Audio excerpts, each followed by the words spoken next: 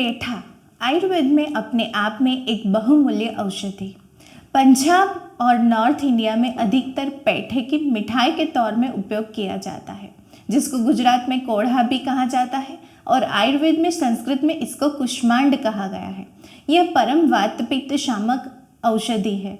अपने आप में यह विटामिन B12 का नेचुरल सोर्स है। जिन लोगों को विटामिन B12 की कमी होती है और बार बार इंजेक्शन्स और टैबलेट्स लेने पड़ते हैं, हर साल लेने के बाद वापस B12 कम हो जाता है, वो लोग यदि हफ्ते में 1 या 2 बार पेठे की सब्जी का सेवन करते हैं तो पाएंगे कि उन लोगों को कभी भी B12 की कमी होगी ही नहीं। इसके अलावा पेठे को मेद्य कहा गया है, यानी ब्रेन टॉनिक।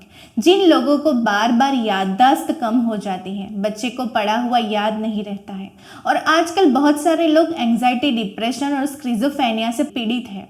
आचार्य सारंगधर के अनुसार जिन लोगों को मानसिक रूप से बीमारी है, वो लोग यदि पेठे के रस का सेवन तकरीबन 15 ml जितना पेठे का रस उसमें 1 चम्मच शहद मिला के सेवन करते हैं तो पाएंगे कि मानसिक बीमारियों की दवाइयाँ धीरे धीरे करके कम हो रही है और याददाश्त भी बच्चों की बहुत अच्छे से बढ़ रही है। पेठा त्रिदोष शामक है। शरीर में जितनी भी एक्स्ट्रा हीट है, गर्मी है, उसको कम करता है। शरीर में कहीं से भी खून का स्राव हो रहा है, चाहे वो खूनी बवासीर हो या गर्मी के मौसम में नाक में से खून का स्राव हो रहा है, या फिर जिन बहनों को मासिक स्राव अधिक हो रहा है, वो यदि पेठे की सब्जी का सेवन करते हैं या पेठे का रस निकाल के पीते हैं तो खून का बाहर आना बिल्कुल बंद हो जाएगा। कच्चा पेठा जो होता है वो सफ़ेद रंग का होता है और यह सफ़ेद कच्चे पेठे का रस यदि आप सुबह में 40 ml जितना पीते हैं तो वह आपके पेट को साफ करने का कार्य करता है। यदि कच्चे सफ़ेद पेठे का रस आप सुबह में खाली पेट सेवन करते हैं तो उसके बाद आपको 2 से 3 पतले दस्त होते हैं और पेट की बहुत अच्छी सफाई होती है। तो यह बहुमूल्य औषधियों से गुणों से भरा हुआ यह पेठा आप यह गर्मी के मौसम में सेवन अधिक से अधिक कीजिए। हालांकि पूरे साल यह सेवन करने के योग्य है। यदि आपको पेठे की सब्जी पसंद नहीं है तो आयुर्वेद में एक बहुत अच्छा योग है कुष्मांड अवलेह।